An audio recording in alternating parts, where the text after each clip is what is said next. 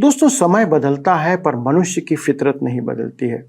समय के साथ धोखा देने का तरीका बदल गया है पर धोखा देना अब तक नहीं बदला है। धर्म की शिक्षा में भी यह बात लागू होती है। क्या आप जानना चाहते हैं कि आज कैसे यह सब कुछ हो रहा है? तो चलिए मेरे साथ इस अध्ययन में शामिल हो जाइए और जानिए कि कैसे धर्म के कामों में झूठे शिक्षक या झूठे उपदेशक कार्य कर रहे हैं।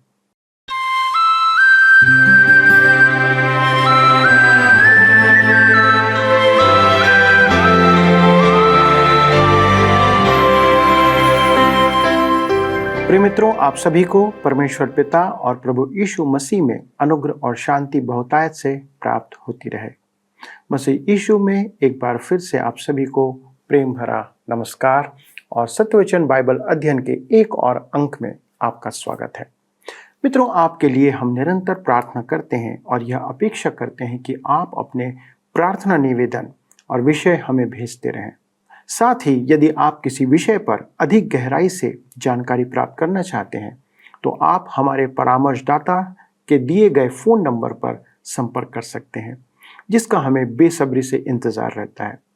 मित्रों, आपको याद होगा कि हम पतरस की दूसरी पत्री का अध्ययन कर रहे हैं और आज हम पहले अध्याय के 21वें पद से अपना अध्ययन आरंभ करेंगे। आज हम उन झूठे भविष्यवक्ताओं के समान आज के समय के झूठे उपदेशकों को देखेंगे। दोस्तों, समय बदल जाता है पर मनुष्य का स्वभाव जो पाप का है वह नहीं बदलता। हमारा पुराना स्वभाव जैसे उन दिनों में होता था आज भी वैसा ही हो रहा है। आज हम झूठे उपदेशकों के व्यवहार को जानेंगे कि वे कैसे आज कलीसिया को भ्रमित कर रहे हैं। मित्रों, शैतान कभी नहीं चाहता कि एक मनुष्य वचन की सच्चाई को जाने, इसलिए आज भी भ्रमित करने वाले उपदेशक कलीसिया में पाए जाते हैं जो वचन को तोड़ मरोड़ कर अर्थ का अनर्थ करते हैं और गलत बातें सिखाकर सीधे साधे विश्वासियों को परमेश्वर के वचन में बढ़ने से रोकने का काम करते हैं। दोस्तों, आज का अध्ययन हम सभी विश्वासियों के लिए बहुत ही ध्यान से सुनने की बात है और यदि आप कुछ समझने में चूक जाए तो पुनः आप इसे YouTube पर देख सकते हैं या फिर फोन के द्वारा हमसे संपर्क कर सकते हैं। तो आइए दोस्तों, अपने अध्ययन में आगे बढ़ते हैं और उन बातों को सीखते हैं जो परमेश्वर ने आज हमारे लिए ठहराई है। मित्रों, आज हम अपने अध्ययन को दूसरे पत्रस की पत्री 1 अध्याय उसके 21 पद से आरंभ करेंगे और उसके दूसरे भाग से। आइए हम पढ़ते हैं। क्योंकि कोई भी भविष्यवाणी मनुष्य की इच्छा से कभी नहीं हुई, पर भक्त जन पवित्र आत्मा के द्वारा उभारे जाकर परमेश्वर की ओर से बोलते थे। यह पत्रस का अंतिम लेख है और पौलुस के अंतिम लेख के समान। वह ईश्वर त्याग के समय परमेश्वर के वचन के महत्व पर बल देता है। दूसरा तीमुथियुस की पत्री 3 अध्याय उसके 16 पद में पौलुस कहता है कि संपूर्ण धर्मशास्त्र परमेश्वर की प्रेरणा से लिखे गए हैं और पत्रस कहता है कि धर्मशास्त्र के लेखक परमेश्वर के आत्मा द्वारा विवश किए गए थे। दोनों के कहने का अभिप्राय एक ही है। यह एक महान बात है कि परमेश्वर मनुष्य को वचन लिखने के काम में लेता है, परंतु उसकी लेखन शैली और व्यक्तित्व में परिवर्तन नहीं करता है, जिससे कि उसका संदेश भली भांति व्यक्त हो। पौलुस की भाषा में प्रभावशाली यूनानी भाषा शैली थी और पतरस मछुआरा होने के कारण बहुत अच्छी यूनानी नहीं बोलता था, परंतु परमेश्वर ने दोनों को ही अपना वचन सुनाने और लिखने के लिए काम में लिया। यदि परमेश्वर स्वयं आकाश से उतरे तो इन्हीं वचनों को दोहराएगा, क्योंकि वह मनुष्य से यही कहना चाहता था। परमेश्वर ने विभिन्न व्यक्तित्वों और प्रतिभाओं के मनुष्यों द्वारा हमें अपना वचन दिया है। यही कारण है कि मैं बाइबल को ईश्वरीय पुस्तक और मानवीय पुस्तक कहता हूं। अतः परमेश्वर का लिखित वचन मानवीय तथा ईश्वरीय वचन दोनों हैं। जैसे प्रभु यीशु मनुष्य रूप में जीवित वचन था। प्रभु यीशु किसी मृतक के लिए रो सकता था तो किसी मृतक को जीवित भी कर सकता था। वह थकान और प्यास के कारण कुएं पर बैठ गया था, परंतु वह पापियों को जीवन का जल भी दे सकता है। वह नाव में थक कर सो रहा था, परंतु उसमें आंधी का मुंह बंद करने की सामर्थ्य भी थी। वह मनुष्य के रूप में परमेश्वर था। उसी प्रकार बाइबल मानवीय रचना होकर भी परमेश्वर का वचन है। मेरे प्रियो, शमौन पतरस कहता है कि हमारे पास भविष्यवाणी का पुष्ट वचन है। वह हमारे पांव के नीचे दृढ़ चट्टान रखता है। हमें धर्मशास्त्र में विश्वास है। अतः परमेश्वर के वचन पर सबसे अधिक आक्रमण होना कोई आश्चर्य की बात नहीं है। बैरी जानता है कि यदि वह नींव को हिला दे तो इमारत गिर जाएगी। यदि कोई प्रचारक कहता है कि बाइबल परमेश्वर का वचन नहीं है, तो वह उस पागल के समान है जो पागल खाने की नींव खोद रहा था। वहां एक आगंतुक था जिसने उससे पूछा, क्या कर रहे हो? उसने कहा, दिखता नहीं, मैं नींव खोद रहा हूं। आगंतुक ने कहा, तुम नींव खोद कर तो इमारत को गिरा दोगे, फिर रहोगे कहां? उस पागल ने कहा, मैं तो ऊपर की मंजिल में रहता हूं। अतः वह प्रचारक जो कहता है कि बाइबल परमेश्वर का वचन नहीं, वह ऐसा ही एक पागल है। मेरे मित्रों, धर्मशास्त्र हमारे विश्वास की नींव है। मेरे मित्र ने मुझे बताया कि वह यूनान में था। तब वह एक बार पुनः एक्रोपोलिये गया और पार्थेनोन को ध्यान से देखा। पार्थेनोन यूनान में अथेना देवी का मंदिर है। उसने उसे बार बार ध्यान से देखा। वहां कोई भी दो रेखाएं समानांतर नहीं हैं और न ही कोई सीधी रेखा है। यदि आप एक कोने में खड़े होकर नीचे देखें तो वह बीच में ऊपर की ओर गोलाकार है और दूसरी ओर नीचे जाती है। यूनानी जानते थे कि सीधी वस्तु को मनुष्य की आंखें सीधा नहीं देख पाती है। मेरे विचार में यही कारण है कि परमेश्वर कहता है हमें आंखों से देखकर चलने की अपेक्षा विश्वास से चलना चाहिए। हम ना तो अपने आंखों पर विश्वास कर सकते हैं और न ही अपने कानों पर, परंतु हम परमेश्वर के वचन पर विश्वास कर सकते हैं। बाइबल निश्चय ही परमेश्वर का वचन है। इसका प्रमाण है भविष्यवाणियों की पूर्ति। जब वचन लिखा गया था तब लगभग 1/3 भविष्यवाणी का वचन था। बाइबल कोई कल्पना या अंधविश्वास नहीं है, क्योंकि अधिकांश भविष्यवाणियां पूरी हो चुकी हैं। किसी ने एक अति उत्तम बात कही है, भविष्यवाणी एक सांचा है जिसमें इतिहास उंडेला जाता है। मेरे लिए तो भविष्यवाणी की पूर्ति धर्मशास्त्र की प्रामाणिकता का एक महान प्रमाण है। पतरस कहता है कि हमारे पास भविष्यवाणी का पुष्ट वचन है, क्योंकि 1/4 भविष्यवाणी की पूर्ति हो चुकी है। इसलिए बाइबल के 1/3 भाग का 1/4 भाग पूर्ण हो गई भविष्यवाणी है। मनुष्य अपने आप सही अनुमान नहीं लगा सकता है। पुराने नियम में प्रभु यीशु के आने की 330 भविष्यवाणियां हैं और वे सब पूरी हो चुकी हैं। ऐसा कोई मनुष्य नहीं है जो भविष्य का सही अनुमान लगा सके। पतरस, जिसने रूपांतरण के पर्वत पर प्रभु यीशु की महिमा देखी थी, कहता है कि प्रभु यीशु के रूपांतरण से भविष्यद्वक्ताओं का वचन दृढ़ ठहरा है। यह वचन हमारे लिए एक दिया है जो भोर के तारे अर्थात प्रभु यीशु के आगमन तक हमें ज्योति में रखता है। परंतु हमारे लिए यह जानना अति आवश्यक है कि भविष्यवाणी भविष्यद्वक्ता की इच्छा अर्थात उसकी कल्पना नहीं है, न ही उसके कहने के अनुसार पूरी होती है। भविष्यद्वक्ता पवित्र आत्मा के द्वारा भर जाने पर परमेश्वर का वचन घोषित करते थे। भविष्यवाणियों की पूर्ति सिद्ध करती है कि बाइबल परमेश्वर का ही वचन है। इसी के साथ अध्याय 1 समाप्त होता है और अब हम अपने अध्ययन को अध्याय 2 से जारी रखेंगे, जिसका विषय है झूठे शिक्षकों द्वारा धर्म भ्रष्ट करना। आइए हम देखते हैं झूठे शिक्षकों द्वारा धर्म भ्रष्ट। पिछले अध्याय में हम देख चुके हैं कि प्रभु यीशु से प्राप्त प्रकाशन मनुष्य को संसार से अलग करके परमेश्वर के निकट लाता है। अब हम उस बल की ओर ध्यान देंगे जो मनुष्य को संसार की ओर खींचता है। जिस समय की चर्चा पतरस कर रहा था वह समय हमारा आज का युग है। दूसरा पतरस की पत्री 2 अध्याय उसके 1 पद में लिखा है, जिस प्रकार उन लोगों में झूठे भविष्यद्वक्ता थे, उसी प्रकार तुम में भी झूठे उपदेशक होंगे, जो नाश करने वाले पाखंड का उद्घाटन छिप छिप कर करेंगे और उस स्वामी का जिसने उन्हें मोल लिया है इनकार करेंगे और अपने आप को शीघ्र विनाश में डाल देंगे। कहता है, जिस प्रकार उन लोगों में झूठे भविष्यद्वक्ता थे, अर्थात इस्राएल में। पतरस कहता है कि जिस प्रकार इस्राएल में झूठे भविष्यद्वक्ता थे, उसी प्रकार विश्वासियों के बीच में भी झूठे शिक्षक होंगे। पुराने नियम के युग में झूठे भविष्यद्वक्ता थे और आज कलीसिया में झूठे शिक्षक हैं। मेरे मित्रों, हमारी समस्या यह नहीं है कि हम झूठे भविष्यद्वक्ताओं की चिंता करें।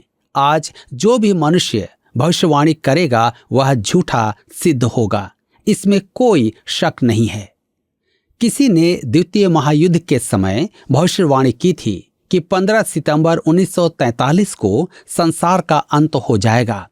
उस दिन समाचार पत्र के संवाददाताओं ने वहां भीड़ लगा दी, तो उसे सबके सामने स्वीकार करना पड़ा कि उससे अनुमान लगाने में चूक हो गई थी।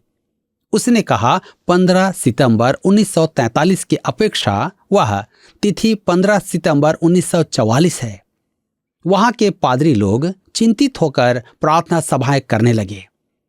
किसी ने उनसे कहा, चिंता मत करो, 15 सितंबर 1944 को भी यह व्यक्ति झूठा ही सिद्ध होगा। और यही हुआ। समाचार पत्रों ने उसका खूब ठट्ठा किया। ऐसी मूर्खता के कारण प्रभु यीशु के कार्यों पर बुरा प्रभाव पड़ता है।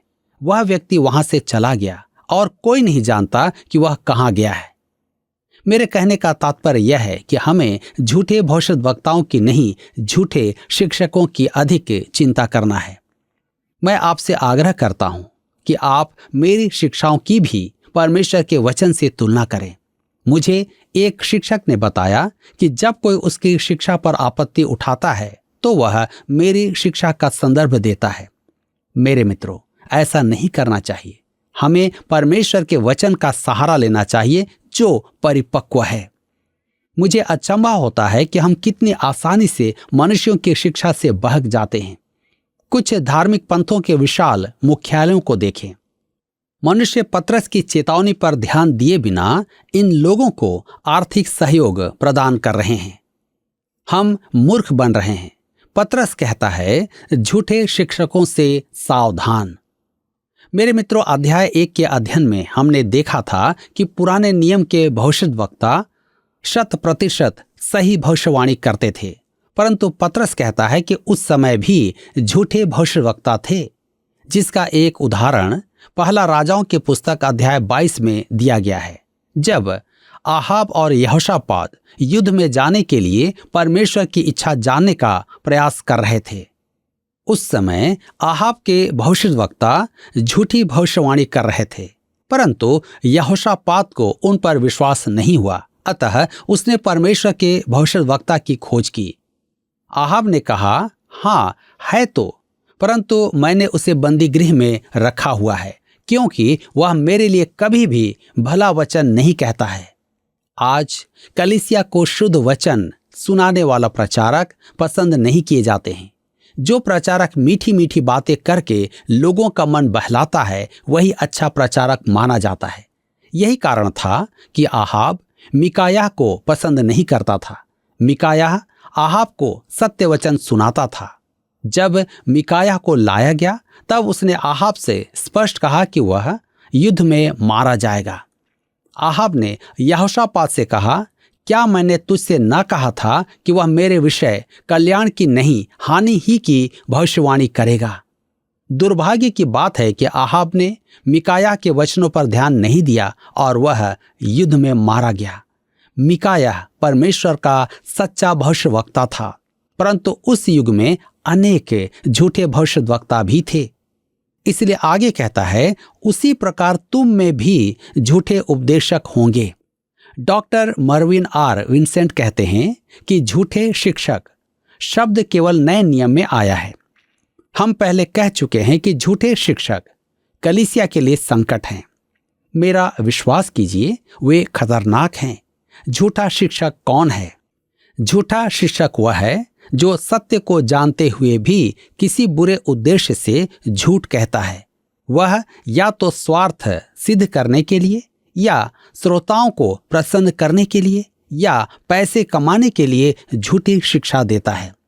आज ऐसे अनेक शिक्षक हैं जो मनुष्य को प्रसन्न करने के लिए सच को झूठ बनाते हैं। मेरे प्रियो, कुछ लोग अज्ञानवश झूठी शिक्षा देते हैं। प्राचीन काल के धर्म सुधारक और प्रेरितों की कलीसिया के बाद के पितरों ने जो शिक्षा दी उसे आज हम नहीं मानते हैं। हमारा मानना है कि कुछ विषयों में वे सर्वथा गलत थे।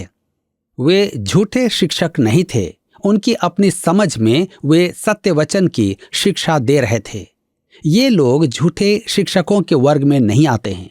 झूठा शिक्षक वह है जो जानबूझकर गलत शिक्षा देता है। इसीलिए आगे कहता है, उसी प्रकार तुम में भी झूठे उपदेशक होंगे। पतरस धर्म भ्रष्ट होने को भावी घटना इसलिए कहता है कि वह इस संसार से कूच करने वाला था।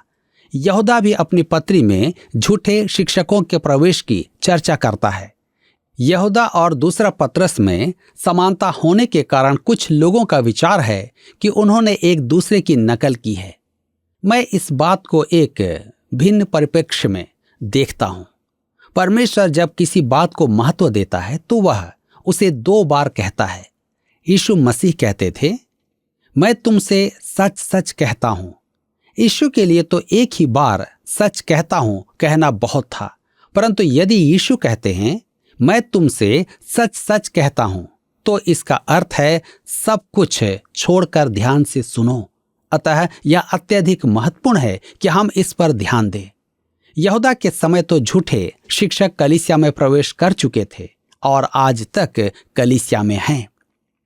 मेरे विचार में यहाँ झूठे शिक्षकों की अति उत्तम व्याख्या दी गई है, जो नाश करने वाले पाखंड का उद्घाटन छिप छिप कर करेंगे और उस स्वामी का जिसने उन्हें मोल लिया है इनकार करेंगे और अपने आप को शीघ्र विनाश में डाल देंगे। पाखंड का अर्थ है विनाशकारी झूठी शिक्षाएं। इन झूठे शिक्षकों की पहचान थी कि वे अपने लिए किए गए प्रभु यीशु के भक्ति कार्य का इनकार करते थे। कलीसिया में वे आम सदस्य के समान थे। वे विश्वासी होने का दावा तो करते थे, परंतु गुप्त रूप से वे अपना काम करते रहते थे। वे पाखंडी थे। वर्षों पूर्व मैंने एक बड़ी अच्छी रूढ़िवादी कलीसिया में प्रचार किया।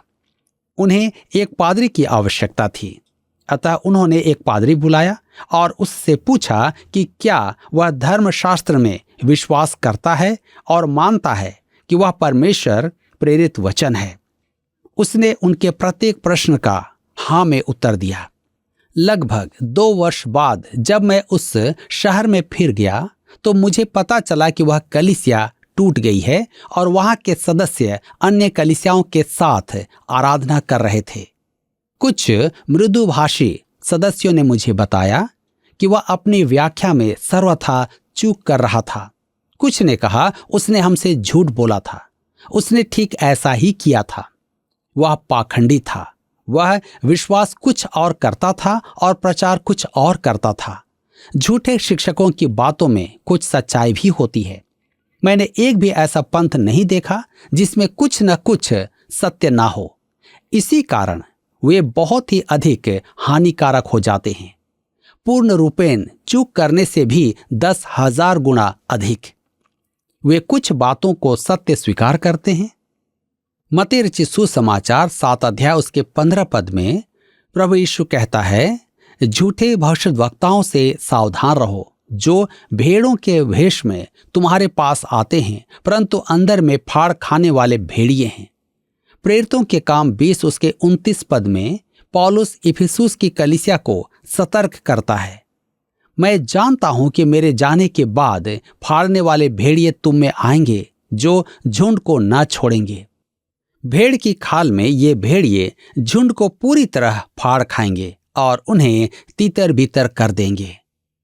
मेरे प्रियो, अपने परित्याग, क्रूसीकरण और पुनरुत्थान के बाद प्रभु यीशु ने हमें यह स्पष्ट समझा दिया था। उस समय वह इस पृथ्वी पर अपना राज्य स्थापित करना नहीं चाहता था। उसने कहा था कि स्वर्ग का राज्य एक बीज बोने वाले के समान है, राई के पौधे के समान है, खमीर के समान है। आज खमीर परमेश्वर के वचन रोटी में आ गया है। परमेश्वर के वचन की आड़ में बहुत झूठ सुनाया जा रहा है। आज हम सब के लिए यह अति आवश्यक है कि हम इस प्रकार के झूठे शिक्षाओं से अपने आप को बचाएं और निश्चय जानें कि परमेश्वर आपके जीवन में अपने वचन के द्वारा बातचीत करेंगे, आपको आशीष देंगे, आपकी सहायता करेंगे। मित्रों, आपने जान लिया कि झूठे उपदेशक कैसे काम करते हैं। वे लोगों को झूठ सिखाते हैं, लोगों को झूठा वचन सुनाते हैं, वचन को गलत तरीके से सिखाने का काम करते हैं। पर उनके बारे में एक महत्वपूर्ण बात यह है कि वे सच्चाई को जानते हुए भी अपने लाभ के लिए झूठ को बढ़ावा देते हैं। झूठा शिक्षक वह है जो सच्चाई को छिपाता है, झूठ को बढ़ावा देता है। दोस्तों, पतरस कलीसिया के विश्वासियों को इस संदर्भ में एक बात कहता है कि हमें इनसे सावधान रहना है। आप किसी भी मनुष्य को उसके रंग रूप से नहीं जान सकते, पर आप उसके वचनों से, स्वभाव से, शिक्षा से, उसके व्यवहार से उसे परख सकते हैं या परख कर देख सकते हैं। दोस्तों, आज डुप्लीकेसी का जमाना है। आपको सभी वस्तुओं के डुप्लीकेट सामान मार्केट में मिल जाएंगे जो हूबहू उसके समान ही प्रतीत होते हैं, पर वास्तव में उपयोग करने पर आपको अंतर पता चल जाता है। दोस्तों, वचन की शिक्षा में और कलीसिया के बीच में भी ऐसा ही है। हमें सावधान रहने को कहा गया है, पर आप कैसे सावधान रहेंगे मित्रों? केवल वचन में दृढ़ होने और उसे गहराई से जानने के द्वारा। यदि आप परमेश्वर की वचन की गहराई को जानते हैं या वचन को गहराई से जानते हैं, तो झूठे उपदेशक आपको कभी गुमराह नहीं कर पाएंगे। आपको केवल वचन पर, आपकी बाइबल पर भरोसा रखना है। आपने देखा कि पहले पतरस ने वचन की अर्थात बाइबल की प्रामाणिकता पर बात किया। अब वह कहता है कि आपको उस पर ही भरोसा रखना है। सभी बातों को आप वचन से परखें। जो हम कहते हैं उसे भी परखें कि आप विश्वास में, वचन में दृढ़ पाए जाएं, क्योंकि यह हमारी जिम्मेदारी है कि हम अपने भविष्य के प्रति सचेत रहें। सही कहा ना दोस्तों? आइए हम प्रार्थना करें। हमारे स्वर्गीय पिता, हम धन्यवाद देते हैं आपके पवित्र वचन के लिए जो आपने हमें अपनी महिमा के लिए दिया, हमारे अनंत जीवन को सुरक्षित करने के लिए दिया। पिता, हम धन्यवाद देते हैं कि आपने हमें इस बात को फिर से स्मरण दिलाया कि हमें इन झूठे उपदेशकों से सावधान रहने की आवश्यकता है। प्रभु, हमारी सहायता करें, हमारे इन दर्शकों की सहायता करें, जितने लोग इस वचन को सुन रहे हैं उनकी सहायता करें पिता, कि प्रभु जब वे वचन को पढ़ें तो वे समझें, प्रभु उसकी गहराई को समझें, आप क्या कहना चाहते हैं इस बात को वो समझें, ताकि पिता किसी भी प्रकार से कोई झूठा उपदेशक, कोई भ्रमित करने वाला व्यक्ति उन्हें बरगलाने ना पाए, उन्हें धोखा देने ना पाए, और होने दे पिता कि वे सब सच्चाई में बने रहें, आपके वचन पर चलते रहें। धन्यवाद देते हैं पिता परमेश्वर प्रार्थना सुनने के लिए, और आप हमारे इन लोगों के जीवन में ऐसा कार्य करेंगे, इसलिए हम धन्यवाद देते हुए विनती प्रभु यीशु क्रिस्त के नाम से मांगते हैं, आमीन।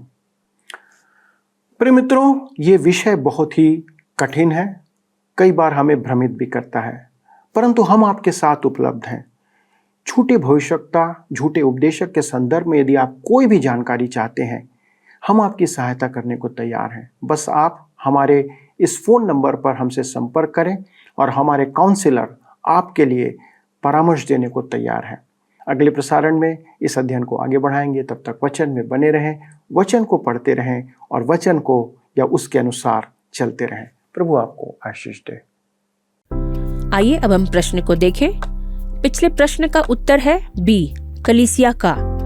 पर्वत पर प्रभु यीशु के रूपांतरण के दृश्य में मूसा व्यवस्था का, एलिया भविष्यद्वक्ताओं का और चेले कलीसिया का प्रतिनिधित्व करते हैं। आज के अध्ययन पर आधारित प्रश्न है, सत्य को जानते हुए भी किसी बुरे उद्देश्य से झूठ कहने वाले की व्याख्या किस नाम से की गई है?